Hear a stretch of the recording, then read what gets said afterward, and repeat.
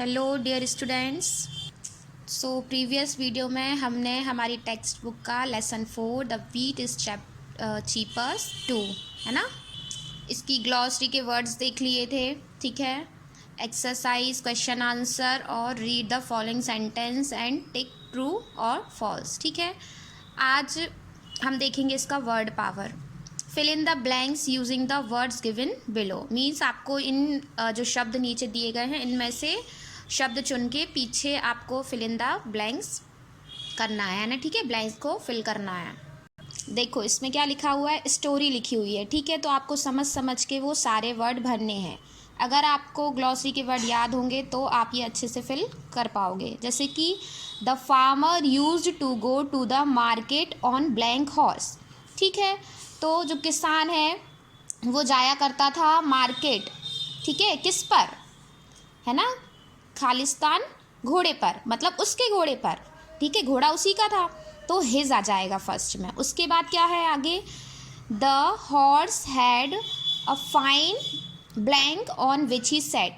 उस घोड़े के पास क्या था जिस पर वो बैठता था। यहाँ ब्लैंक है तो क्या किस पर बैठते हैं, तो ये आपको अपने माइंड से मतलब आंसर देना है कि सैडल मतलब काठी, घोड़े पर काठी डालते हैं लकड़ी की, उस पर जो सवारी करता है वो बैठता है। तो इसमें क्या आ जाएगा, saddle on which he set. ठीक है, जैसे आपको बैठा दिखा मतलब बैठा घोड़े पर किस पर, तो आपको सैडल आंसर देना है। ठीक है, people of the blank blaze blank the horse and its saddle. मतलब जो लोग थे वो खालिस्तान गांव के, खालिस्तान घोड़े और उसकी काठी की। तो क्या करते थे, जो पड़ोसी गांव के थे, तो क्या आ जाएगा, पीपल ऑफ नेबरिंग ब्ले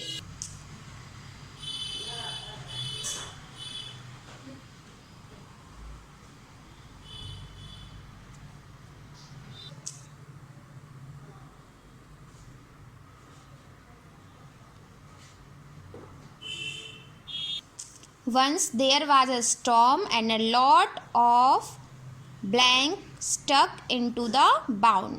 क्या हो गया था, एक बार बहुत ज़्यादा, क्या बता रहे हैं कि एक बार वहाँ पर क्या हुआ, तूफान आया and a lot of grain stuck into the wound. और बहुत सारा खालिस्तान क्या हुआ, उसकी पीठ पर क्या, अनाज है ना, बहुत सारा अनाज के दाने। ठीक है, अनाज के जो दाने होते हैं वो उसकी बाउंड पे आए। Later the grains of wheat blank on his horse back. मतलब बाद में जो कि अनाज के दाने थे, मतलब गेहूं के दाने थे, वो खालिस्तान हॉर्स की पीठ पे क्या हुए, तो स्प्राउटेड हो गए, यानी कि अंकुरित हो गए। The farmer had to blank about 40 man to blank the grain. मतलब इतना गेहूं हुआ कि फार्मर को क्या करना पड़ा, खालिस्तान अबाउट 40 मतलब क्या, हायर यानी किराए पर रखने पड़े। कितने, अबाउट मतलब कितने लोग, 40 man to reap the grain, मतलब उसको 40 लोग किराए पर लेने पड़े। काय के लिए, गेहूं की कटाई के लिए। तो यहाँ क्या आ जाएगा, रीप द ग्रेन यानी कि गेहूं की या अनाज की कटाई के लिए।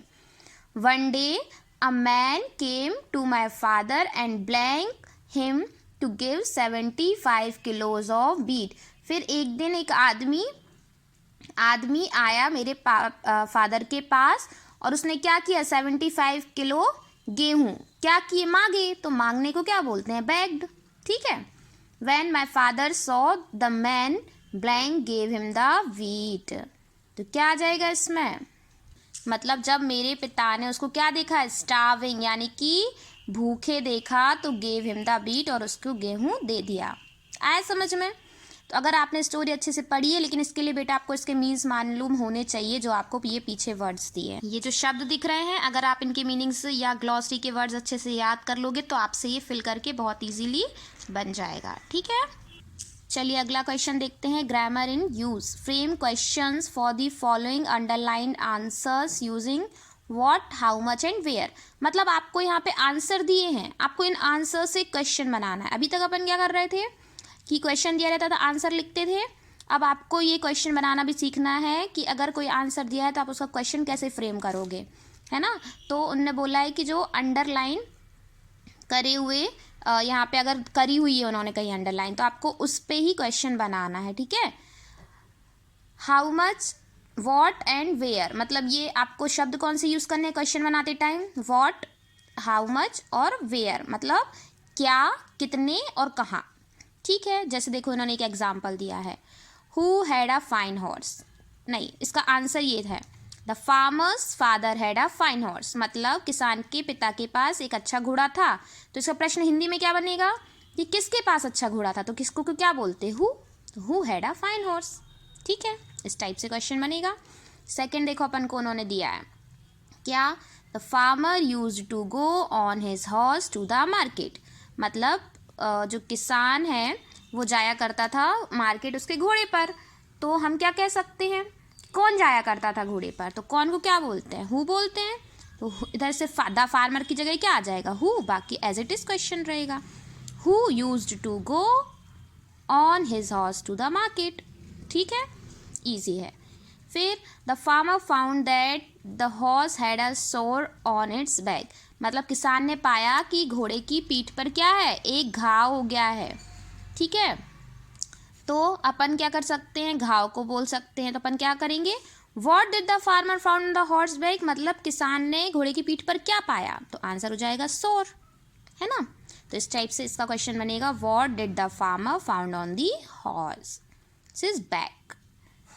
अगला है, he begged him to give him 75 kilos of beet, तो क्या आ जाएगा, मतलब उसने मांगे उनको देने के लिए कितने गेहूँ बोले, 75 किलो। ठीक है, मतलब उसने उनसे कितने किलो गेहूँ मांगे, 75 किलो गेहूँ मांगे।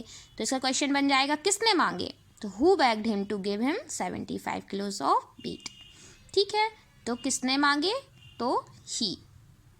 आया समझ में। चलो, इसका एक क्वेश्चन ये भी बन सकता है, हाउ मच भी, अगर अंडरलाइन पे हम बनाएंगे तो इसका क्वेश्चन क्या बनेगा, how much wheat he begged him to give him. ठीक है, तो आप इसके अकॉर्डिंग भी बना सकते हो। इसका देखिए आप हम सेकंड भी लिख देते हैं। ठीक है, तो एक तो इसका ये वाला बन जाएगा क्वेश्चन है कि